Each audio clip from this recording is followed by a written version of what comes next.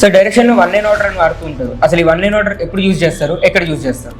Okay, 1 line ఎప్పుడు use చేస్తారో తెలుసుకుందాం. స్టోరీలో ఫస్ట్ నీ సీన్ ఏంటి? హీరో జైల్ కి సంబంధించిన సీన్. అది ఎక్కడ జరుగుతుంది? జైల్లో. డేయా నైటా? డే. ఇంటీరియరా ఎక్స్టీరియరా? ఎక్స్టీరియర్.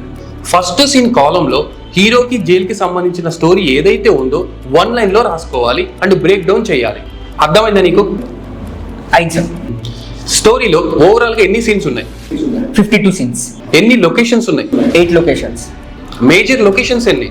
హీరో వీధిలో 15 సీన్స్, ఫ్యాక్టరీలో 18 సీన్స్ అండ్ టెంపుల్లో 12 సీన్స్. హీరో సీన్స్ ఎన్ని ఉన్నాయి? 30 సీన్స్. సో ఇప్పుడు ఎన్ని సీన్స్ బ్రేక్ డౌన్ చేసావో నీకు అర్థమైంది. హీరో కాల్ షీట్ ని క్లియర్ గా మనం చేసుకోవచ్చు. ఈ బ్రేక్ డౌన్ అనేది 1 లైన్ లో రాయడం అంటే ఆర్టిస్ట్ బ్రేక్ డౌన్ కానీ, లొకేషన్ బ్రేక్ డౌన్ కానీ, సీన్స్ బ్రేక్ డౌన్ కానీ అన్నిటినీ కలిపి 1 లైన్ లో రాసుకోవాలి. ఈ బ్రేక్ డౌన్ చేయడం వల్ల ఆర్ట్ డిపార్ట్మెంట్ కి అండ్ ప్రొడక్షన్ డిపార్ట్మెంట్ కి ఎక్కువగా హెల్ప్ అవుతుంది. అర్థమైందా? సార్.